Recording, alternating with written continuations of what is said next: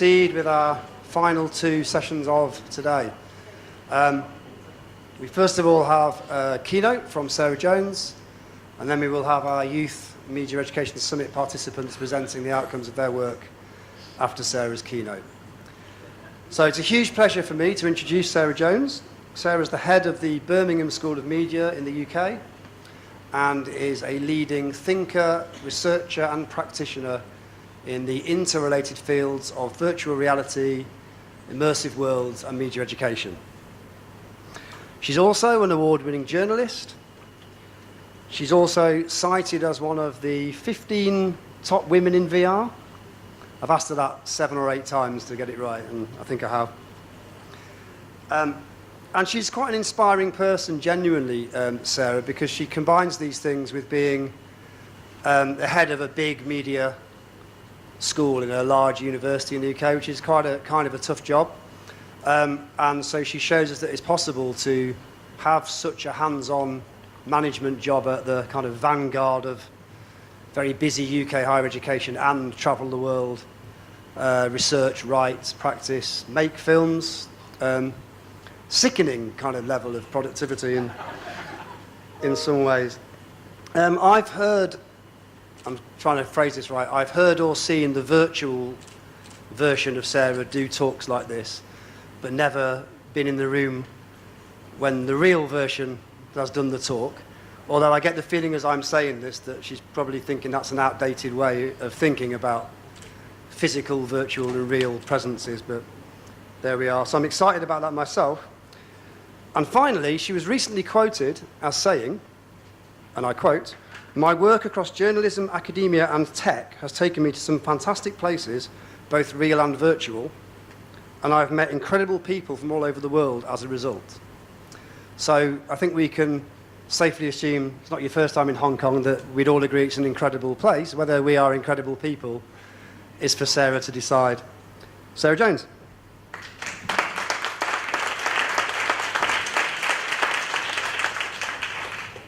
I always like it when someone introduces you and makes you sound really, really good. So thank you very much, and thank you for having me. Apologies for the husky voice.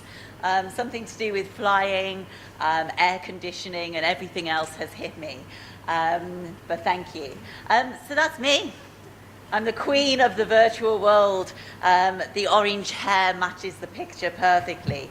But before I go into talking about that, I want to talk to you about a time that I was transported to a mental asylum in the 1940s. And this was the image. So I was being pushed around this facility. The sights and the sounds were all around. It was very haunted, quite conveniently being the day after Halloween. I could see different things coming into my view. So as I was being pushed around, I could look into these rooms and suddenly see people, not quite sure whether it was what I thought it was, especially when things like this happened. I had this slide up earlier and somebody went, "Oh!" So apologies if it causes a shocking reaction. The experience has stayed with me for years. This was a long time ago. It was so powerful that I can still feel that sense of being pushed around the corridors, seeing those people nodding in these rooms beside me, and at the top of these stairs where I wasn't quite sure what was going to happen. I didn't know whether I was going to be pushed down these stairs or someone was going to catch me. I was sat in a chair. My hands were tied onto this armrest, and these were the tools woven into the experience, validating that sense of being in the asylum. The fact that this still terrifies me now, and I can still remember the depth of the experience, shows how powerful virtual reality is. And yet we really don't understand it. The impact, the transformative nature, the potential, or even the dangers. We're using this new media form with very little questions being asked. So it's now time for us to really dig deep into our understanding of immersive media. So that's what I want to do over this talk. Set the scene a little bit of history, a little definition, a little contextualization, before we look at the areas in a bit more depth, the key areas that we need to understand: presence, empathy, and embodiment. We'll look at how these tools are being played out within education and why we really need to build those literacies around immersive media. So what we're talking about is nothing new. This was one of the first headsets developed back in 1965, Ivan Sutherland. It was so heavy that it had to be hung onto the ceilings in order to be able to wear it. A bit different from wearing something like this now, which is obviously so lightweight that it can come in my hand luggage. It's essential for us to have a look at all of this because virtual reality is not new. It's really easy to suddenly confuse it with being a new technology when it's not. We have 3 waves that we can consider, this being the first wave, along with Morten Heilig, an incredible mind who built this Sensorama machine. A sense of multi-sensory experience, which I've done research on with Steve Dawkins, who's at the back, where you can feel that sense of rushing through the streets of New York with the wind blowing in your hair and the smells of the street. Stereo sound, aromas, wind and vibrations for sale £1.5 million in the 60s. But then we move on to Virtual Boy. Oh, this is popular down here. So this was Nintendo with the Virtual Boy. This was going to revolutionize gaming. This was going to revolutionize the technology, and yet it didn't. We then move on to Facebook. And this is really a defining moment for virtual reality today, when Mark Zuckerberg purchased Oculus Rift before it had even been purchased, before anything was for sale. And then, of course, the infamous Google Cardboard. Everyone then within the act. All the time while these 3 waves were happening, and in the 90s, just to make a point which I think is hilarious in my own sense of humour, in the 90s there were books written which predicted that by the year 2000, every home would have an immersive cave, that you would all be living in a virtual world in the year 2000, and clearly that didn't happen. But all the time, big companies like NASA continue to use and develop the technology with impact that we're seeing now. They used it to help simulate space, to simulate exploration, to look at the science, the technologies, and the perspectives that you needed to. But what we need to do is kind of define what we mean by virtual reality. If we look at that dictionary, we can look at virtual as being such an essence or effect, though not formally recognized. The real of reality is something that exists independently of ideas concerning it. But that doesn't really help us that often, and there's a lot of confusion over the technology. We can look at virtual reality as having 3 different forms. We can see 360-degree film, CGI, computer-generated imagery, and volumetric capture. 360 film is the most popular form of content. That's the form that you can put on your smartphone that allows you to have virtual reality in your hand, to look around the environment. Those companies, the news organizations, the NGOs, all of them are using 360-degree film, employed by people like the UN and the New York Times. It's pre-rendered video images, and they wrap around you as the viewer, and you occupy this fixed position in the frame. So you're looking out at this world around you. You have no effect on the unfolding content. With CGI, there's increased potential for interaction between the content and the user. You might be able to drive the experience forward by looking at different hotspots, maybe clicking hand controls to move around the environment. You might have the freedom to move around within the room scale and adjust realistically to the position in front of you. And then we have volumetric capture, something that is fantastic, really, really exciting development. But as I said to somebody earlier, huge data files, not possible to process for most people. Volumetric capture is looking and scanning the environments and turning it into data so you can manipulate the images and see what's happening around. It's rendered live, responding to you as the user, looking at the capture in those different areas. So when we think about those different categories, we can think about that experience. Are you an active participant or are you an active observer? And those two viewpoints help to determine what we do with virtual reality. All the time it comes down to this. And these are the two positionings of the frame. So in the top is that traditional media form, where you have the screen, you have your content, and you are looking in. On the bottom, you can see what virtual reality does. Immersive by its nature, it allows you to be in the middle of the frame looking out. I used to always talk about the barrier of the screen, that all the time whenever we're looking at content, we can't get past the screen. The barrier is up. It's not allowing us to jump in. But when we turn to virtual reality and immersive media, we're able to jump in and look out at that positioning. Sorry. I'm really hoping that my voice holds up for the next 40 minutes. What's really interesting, but also increasingly frustrating about the technology is the interdisciplinarity of the subject. It makes for work being so exciting because you get to work with a huge range of researchers and scholars from so many different fields, but it is increasingly difficult, which I will come on to. But we've seen research within virtual reality in computer science, in education, in technology, in theatre, psychology, health, gaming, philosophy, media, performance, and engineering. All these different fields of study allow for a lot of ambiguity, but it also allows for so many lessons to be learned from the subject. Cases where adding sensory inputs increases the feeling of presence in an environment, linked to memory and linked to smell. Performance studies, and how we can learn from those techniques about directing an audience where there is no fixed audience gaze. Different areas of psychology which look about memory and how memories can be recalled to help overcome trauma. There's so many exciting studies and fields of interest within virtual reality. Critically, for my purposes, I turn to a combination of philosophy, media, and technology, and that provides a framework for us to understand immersive media.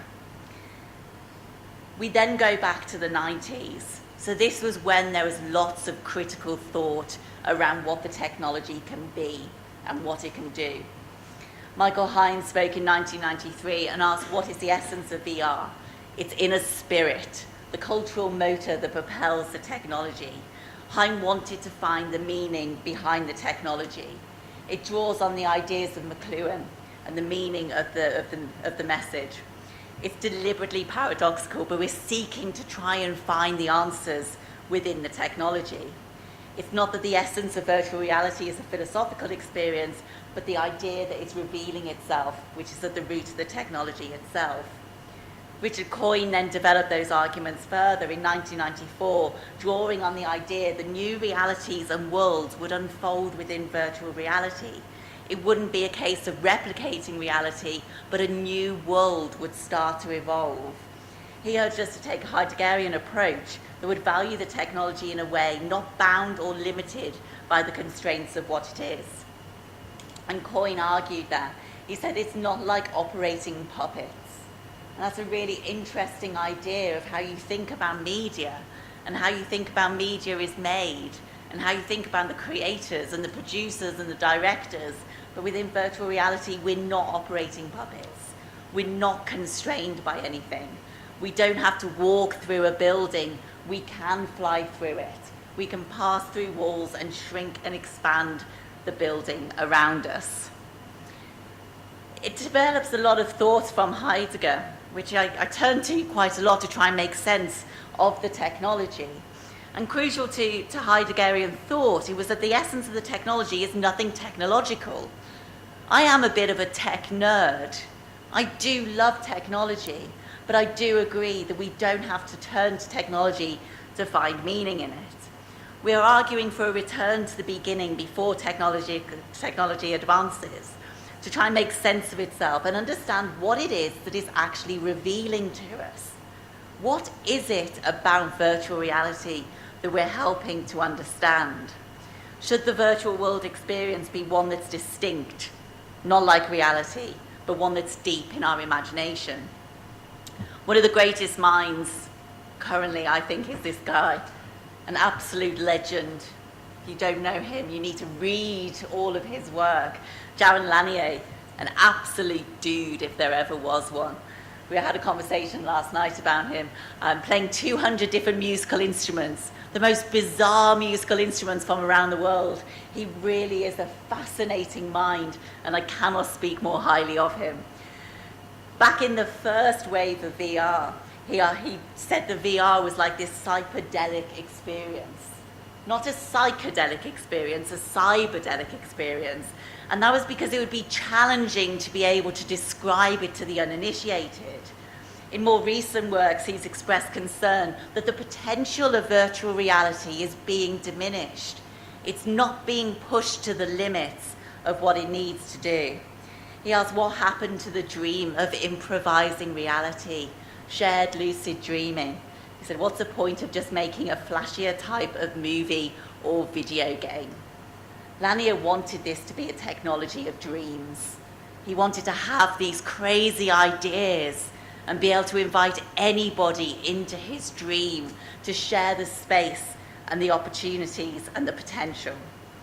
So when we start thinking about that essence of technology and the transformative nature, we can see not only its potential, but how we have to understand it in a much deeper way.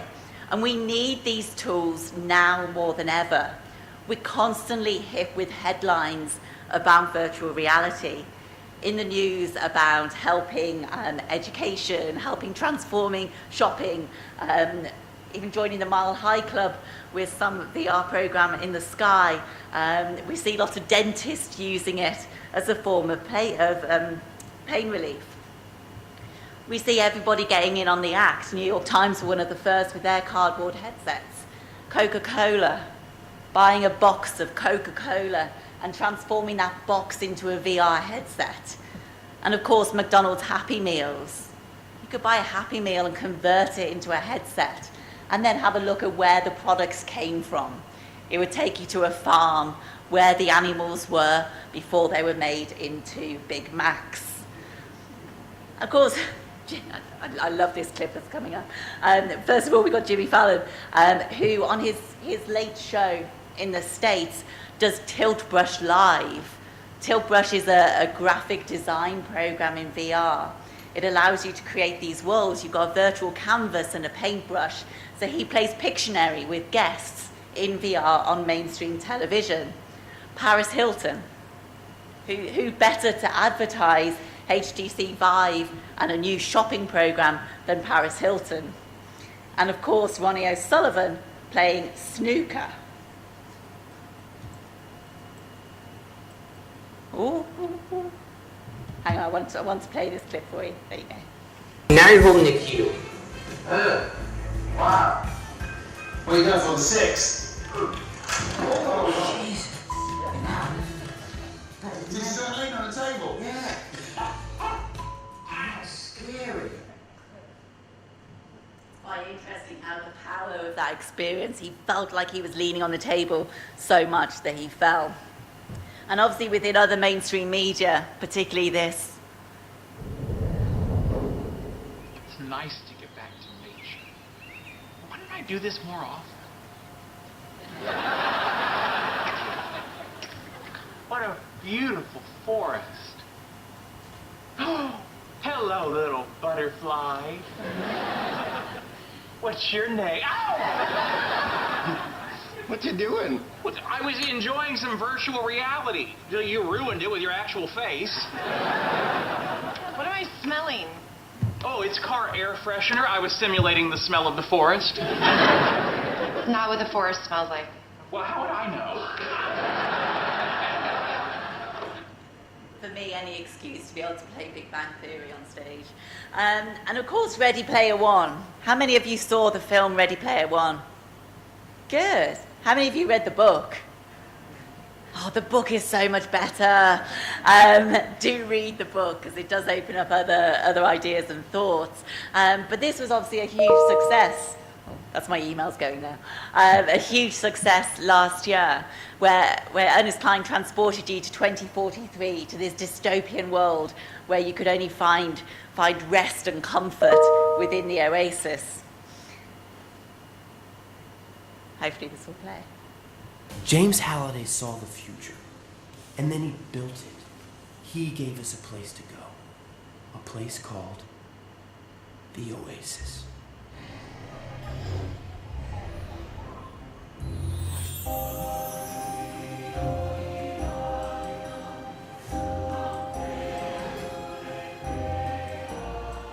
This is the oasis.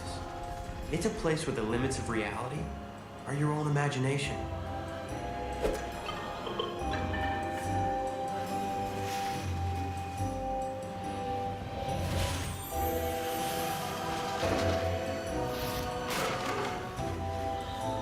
You can do anything.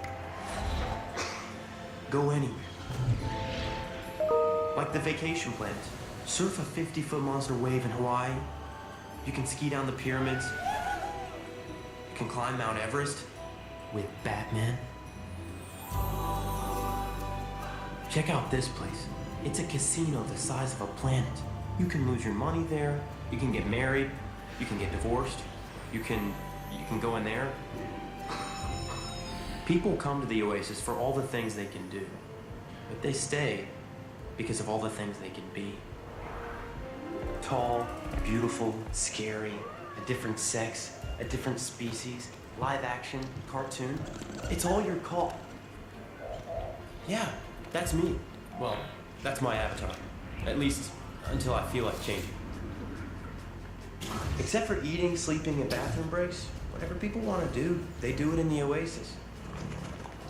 And since everyone is here, this is where we meet each other. It's where we met.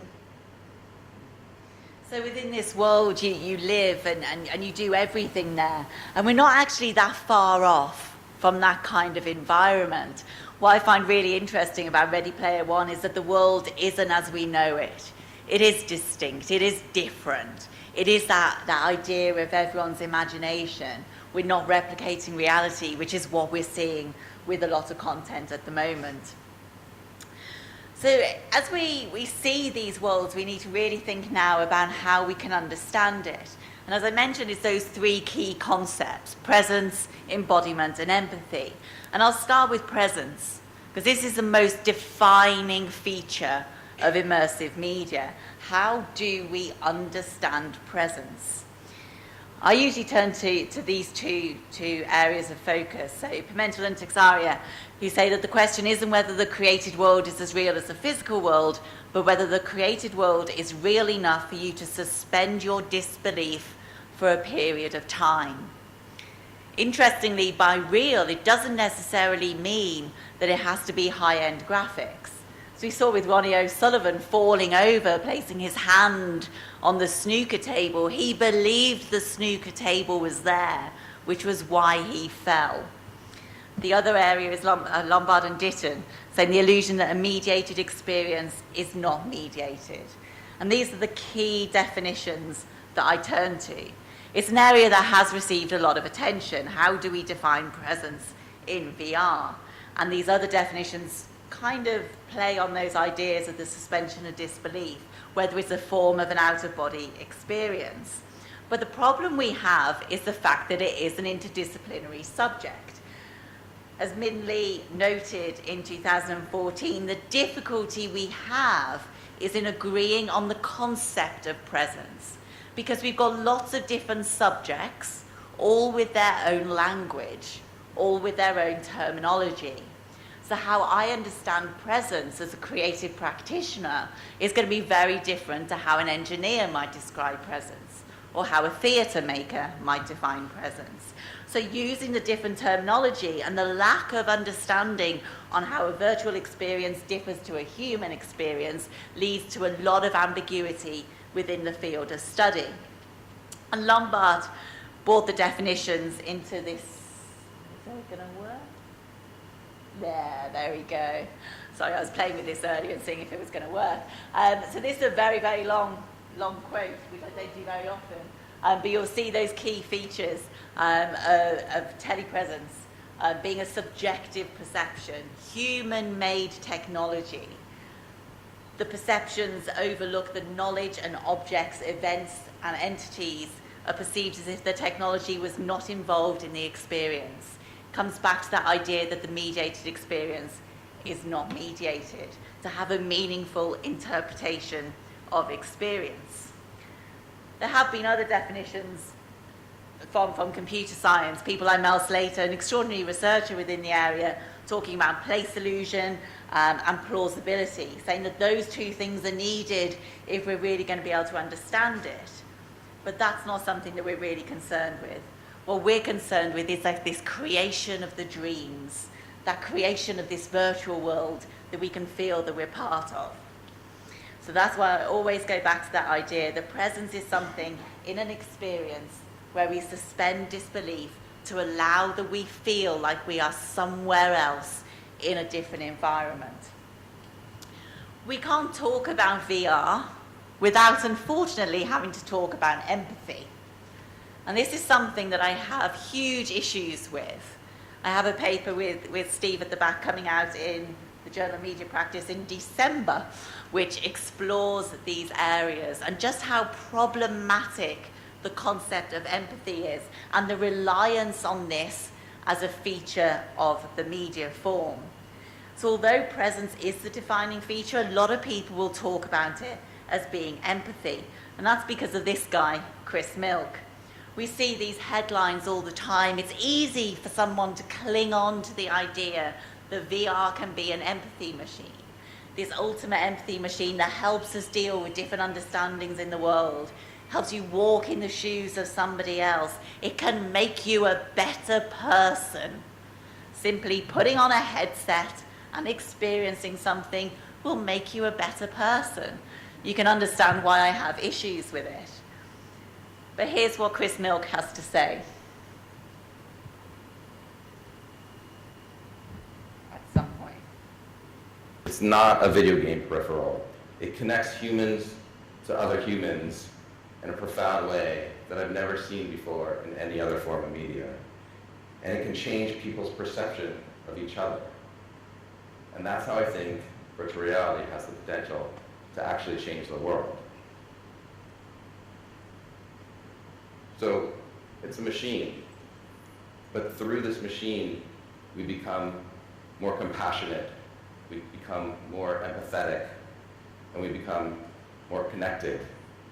And ultimately, we become more human.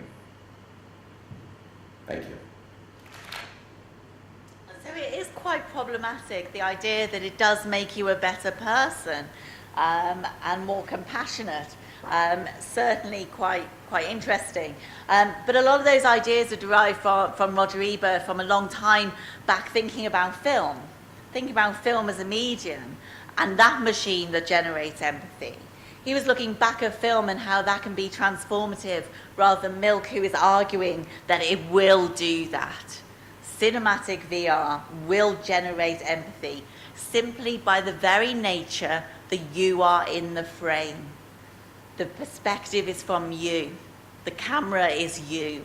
You are controlling that environment around you. Jeremy Baleson at Stanford has done a lot of work at this within the Human Interaction Lab.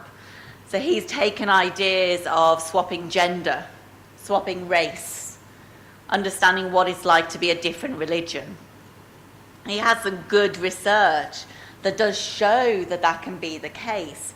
For example, some of his experiments include that seeing a 65-year-old avatar of yourself will prompt you to save for retirement. He has evidence that that's true. And seeing the world through the eyes of somebody that's colorblind will make you more willing to help him or her than if you just imagined it. Apparently, you'll be twice as willing to help them if you have that kind of experience. Where I kind of have the concerns is how long-lasting that is. It might make you feel it instantly, but that's soon going to be forgotten when we live in this highly mediatized world. We have Perspective Chapter 1 and a follow-on called Chapter 2, and this was a piece done a couple of years ago, which was to simulate the environment of being in a sorority in the United States, where you're at a party and all kinds of things are going on. There's a lot of drink, there's a lot of alcohol, there's a lot of partying. You're the perspective of the girl, and then there's a sexual assault. You wake up, your eyes shut, your eyes open, and you can see what's happened. It's a really, really traumatic experience. What's worse is that the perspective then shifts. You then become the man in that environment, and you know what's going to happen.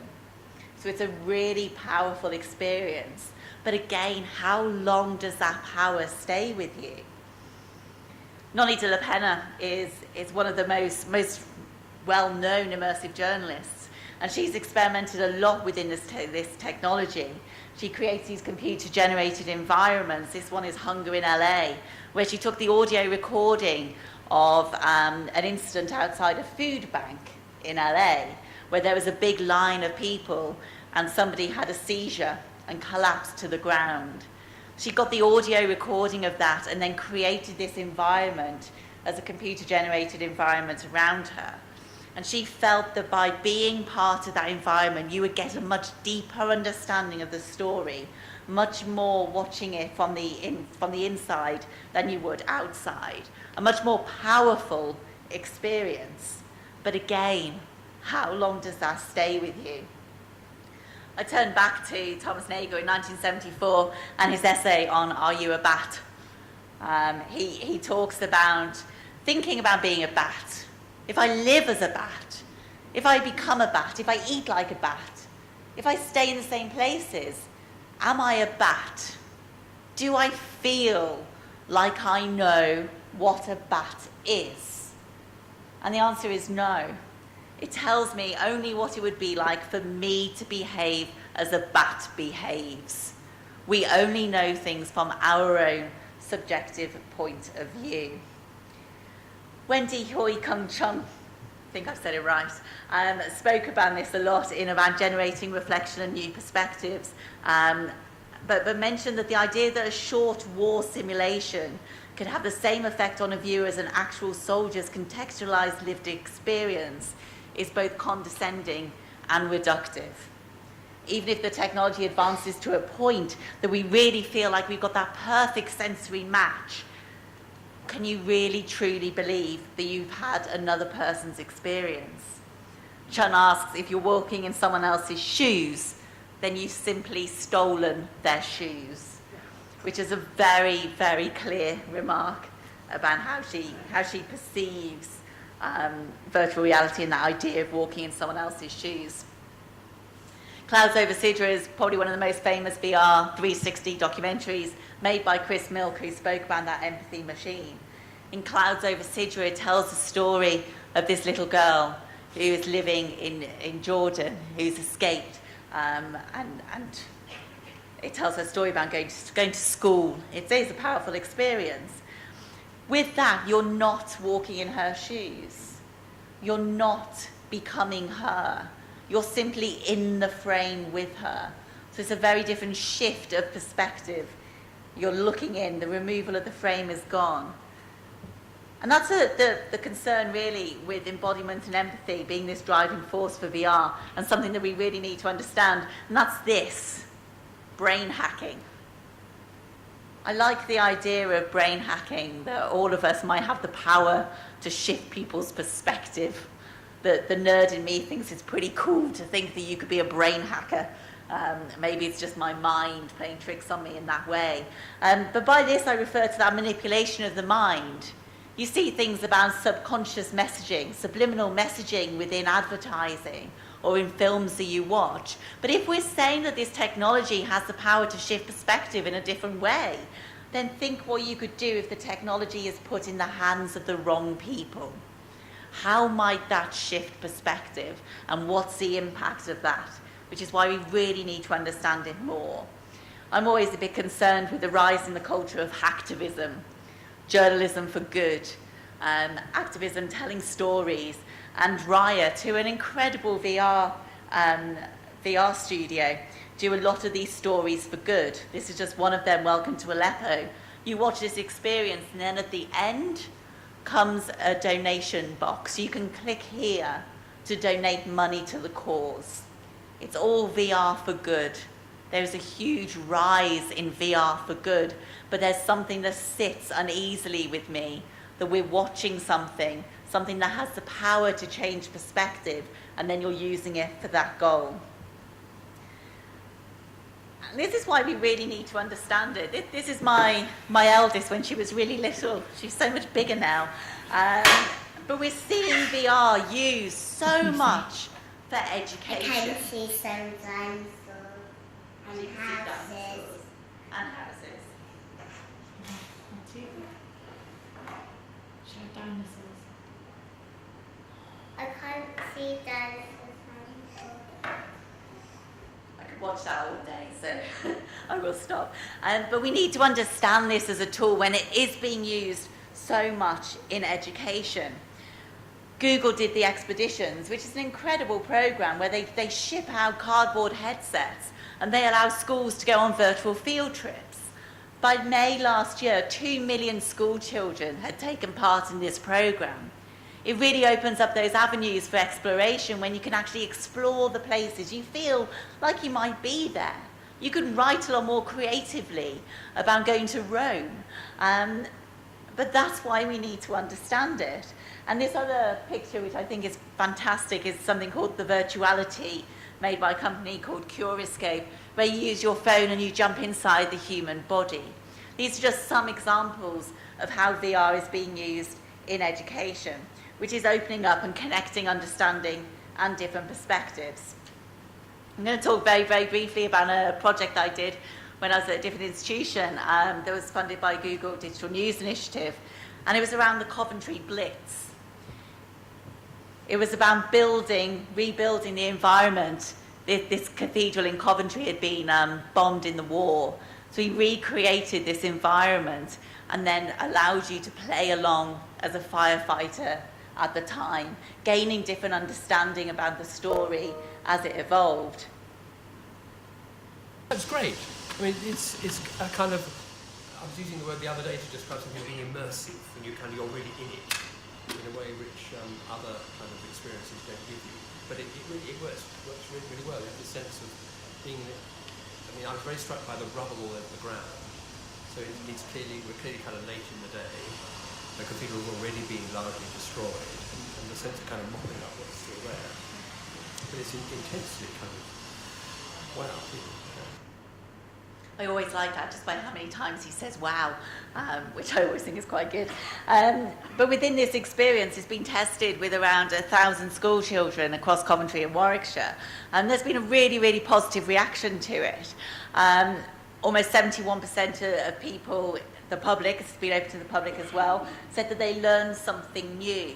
The percentage was more for the school children. Almost 71% said their overall experience was positive, 10% neutral, 15% indicating it was mixed. VR is still not that accessible. It's still quite hard to use. Technology usually fails. One of the biggest complaints I've had when I test things is the cardboard headsets are really uncomfortable, and they also leave sweat patches on the headsets. So it's not really a nice technology to work with, but it's a very positive reaction here. Some of the headsets, this is going to be too small for you to read, but you can see some of the feedback that we got from that project. Enjoying it, good experience, excellent initiative, but more importantly, the youth reaction. Again, this is really small, and the emojis are because that's how they filled in the forms. Particularly the VR thingies are great, and it should be a new way of learning. It's good, it's new, it felt real, it felt like a real experience. It would be good to play more games like this. Hopefully I'll get a VR headset and do the same thing. It'd be better if we had a double lesson when doing it. But a positive reaction from using the technology within the classroom. 72% said the experience made them feel like they were there. 63% of public participants said the same. And that's something about the youth, the younger generation accepting the technology. And I see that whenever I do studies, the younger generation just put on a headset and believe that they're there. I had a 6-year-old wearing a headset doing a diving experience. Within about a minute, she started using her arms as if she was swimming. It was this pure, innocent reaction. Likewise, the older generation, I've had a headset on my grandmother, and within minutes she's watching the Cirque du Soleil, believing that she was there. Yeah, it's just like it was when I saw it. Not fazed by it. Not like my parents, who will just be like, oh, I don't like this VR thing. I don't understand it. It makes you feel sick. So it's quite interesting understanding those different reactions. I want to finish by stressing again the importance of understanding this technology as it grows and develops and infiltrates our everyday life. And I do believe that by looking at it through the framework of philosophy, media and technology, we get to understand it as a creative force, but also the complete opportunities that we have for it. I'm only just scratching the surface of the technology at the moment. That's been around for around 60 years. And it's still so full of opportunity, as long as it's not massively commercialized and people can get the opportunity to use it as the technology of dreams. I will be quite scathing around ideas of empathy and embodiment and brain hacking, because I really do worry about the dangers that that can have if we don't truly understand it. But what I do love is the idea of presence and the idea that we can open up new worlds and imaginations to explore different ideas.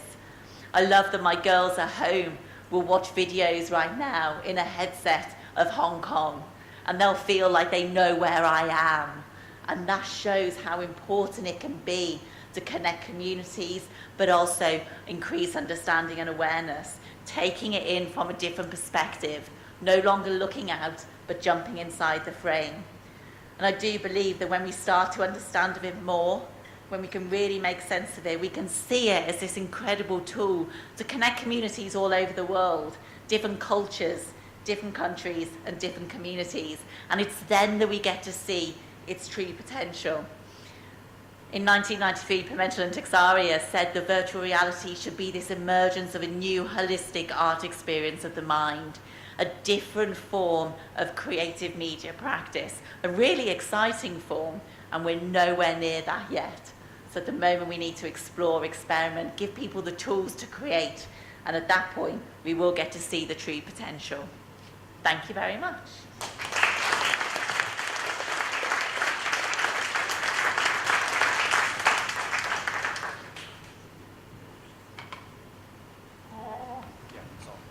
Okay, thank you so much. And we have 10 minutes for questions, so I will come with Mike. Marcus.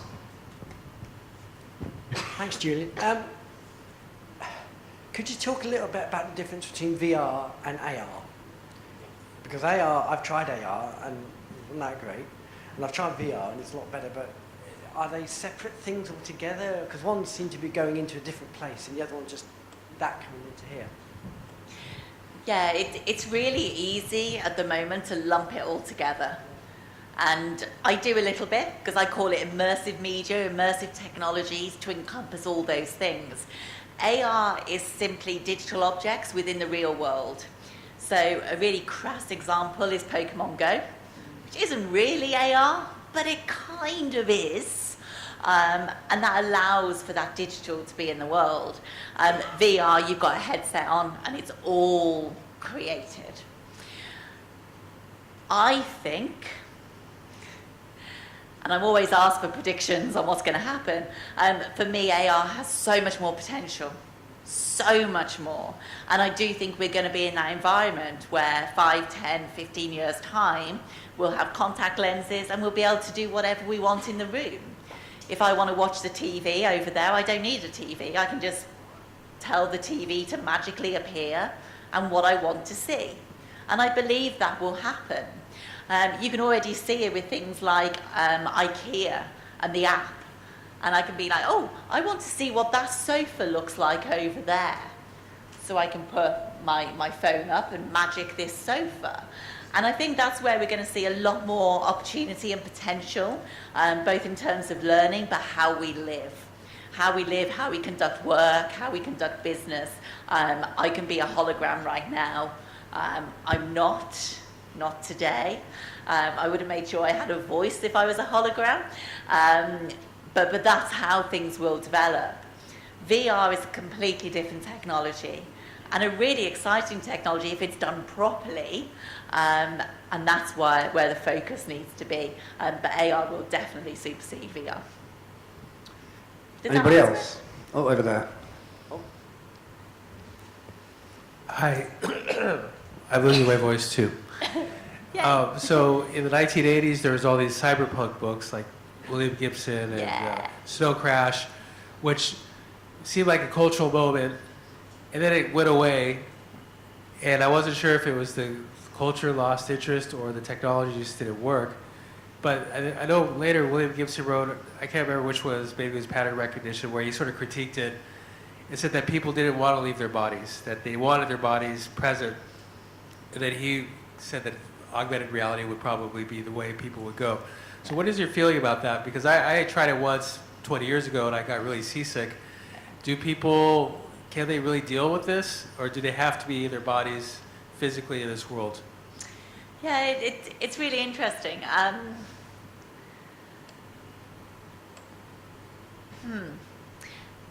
Trying to think of the right way to answer.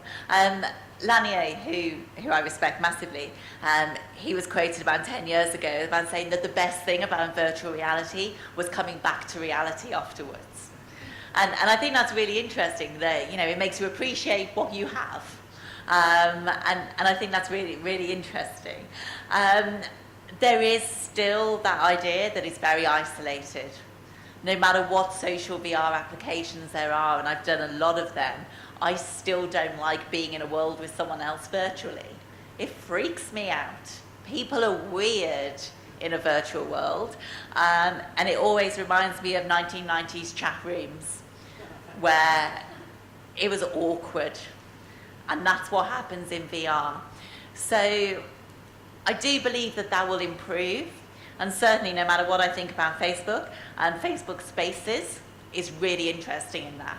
So I've been in a world before in Facebook Spaces where I have put a world that I filmed and I've stood in there. So I've been in Coventry, the world around me is in Texas, and then I've messaged on Messenger, video called somebody else on Facebook and invited them into my world, which they're doing like FaceTime.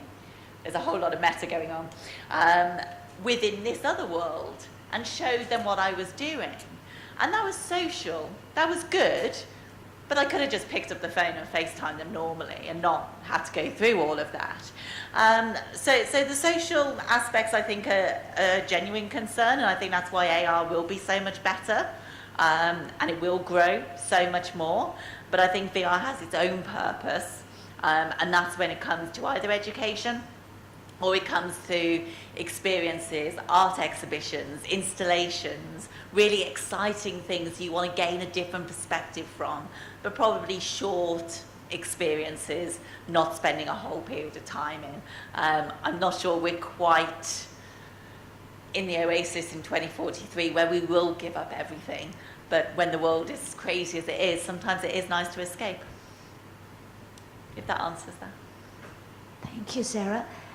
In my university, I don't know all the details, there is a mixed reality going on, which is the combination of everything. And the imagination the group is having is to, let's say, create an environment where all the founding fathers is in a room talking to each other, and you could be part of the dialogue. Let's say you're studying history like that. Or you're studying mathematics and all the graphs is around you, but it's not in a way that it has to be glued to your eyes, but my understanding is that you see them happening with the augmented reality experience. You're in the room, so it's coming. The new area of mixed reality is making it a bit more easier, it seems. I just saw the examples that they created. I said, okay, I think this will be easier for older people, because I also saw examples of one that they were not dissecting, but they were looking at all the body parts. There are a lot of amazing, actually, VR experiences where you cannot do it in real life. And if you want to be a doctor, you want to probably do this in a VR environment. So again, I think it's coming, and there are amazing applications in the process. Yeah, HoloLens is that perfect example, and That I was do the get- name. Yeah, I hate the confusion of the technology with MR, XR, AR, SR when we do sensory reality, and it's just set out to confuse people, and I just think that's wrong because we're trying to confuse people. But certainly HoloLens is like that. For me, it's still at the moment reminds me of Google Glass. And if anybody was a glass hole and put on Google Glass, and you had that really awkward thing where you were just constantly looking up in the sky, it's like that. It's just not good enough at the moment, but it will be. When? Who knows? We're already 60 years in and we're not that far, so we'll see. You've just given me a great opportunity for something. It seemed like the ultimate aim, you mentioned philosophy, so phenomenologically, is to achieve that state where we can't distinguish virtual from reality. In other words, we go beyond seeing through a Google Glass darkly and instead see face to face, to misquote scripture. If that is the case, what are the drivers? What's the political economy around VR? Oh, it's a good question. I think there's a lot, and it's interesting because a lot of the being somebody else has always focused on that human perception of understanding, understanding the different perspectives, the different understanding, to make us more empathetic, to make us understand different cultures, different societies. And I'm not quite sure that's right. I'm not sure if the ultimate goal is to really feel like maybe it is, that we want to feel like we're somewhere else. We want that moment of presence, but it doesn't have to be what we know as being presence. So I think it is much deeper than that. And I go back to that world of the dreams and our dreamlike state, and that's where I think the focus should be, rather than in the let's understand it. And most of the technology has been used by the UN. A lot of it has been about, for decision makers, we're going to create these experiences in Syria, and we're going to give the technology to decision makers, and they will make the decisions because now they have this incredible understanding. And I think that's fundamentally flawed. But yeah, at the moment, the driver is still just on producing a whole load of content that's different and getting content out there. There's been a lot of investment in VR. They say that the industry will be worth huge amount. I can't remember the latest figures, in a couple of years. Not quite sure that's right. But certainly the drive is just for a lot of content, but not necessarily in the right way. I think we have time for one more question if there is anyone who would like to ask one more. Or shall we allow Sarah to rest her voice? I'm amazed it's lasted. We will. So once again, thank you so much, Sarah Jones.